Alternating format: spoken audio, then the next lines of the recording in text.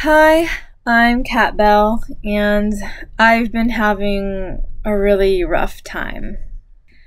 My aunt, the one that inspired me to do Kat Bell Creates, and actually the one that got me started crafting in the first place, has been really sick these past few months, and it has come to the point where the doctors say they can't really do anything more for her, and so we're just waiting now either for a miracle or for the inevitable.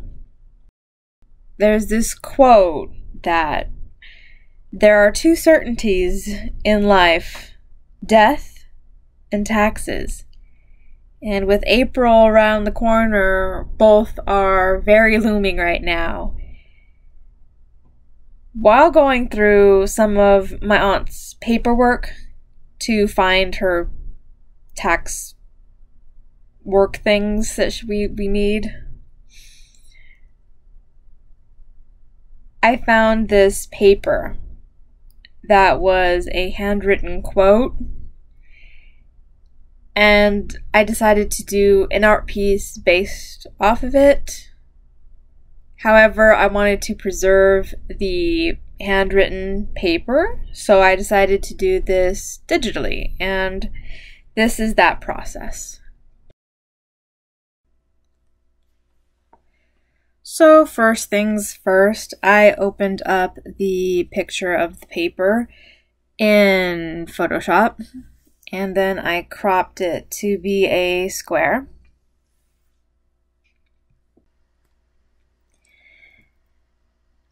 My next step was to up the contrast, so I went 100% on that so that I could have the text be a little darker. And after that, I did layer via copy. And I always like to use copy rather than cut. That way you still have the original image as well as whatever part you took out. That way, if it gets messed up or anything happens to it, you have that original background image to go back to and start over, basically. After that, I cleaned up the edges with the marquee tool, and then using the magic wand, I just went zoom way in to get rid of all the basically little pockets that's made from letters that complete a circle. I could have used that original blue to do a background, but I decided to go ahead and clean up the text a bit more, just so I could have more options.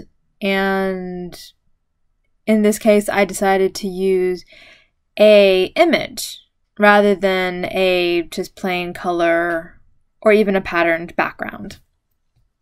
And now that the text is all clean, it is time to go in with the background. And I always use place embedded image rather than place linked, because when you do a linked image, if you move where the file is located, the link will break. So when you do place embedded, the picture will remain the same in your Photoshop file.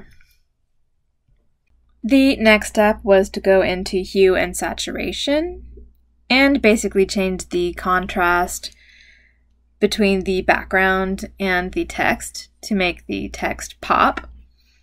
After that, I just centered the text a little bit better, and that was it. I really like how it came out.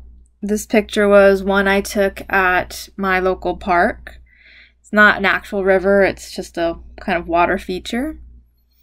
And this quote was something I really needed right now. And I'll see you in the next one. Bye!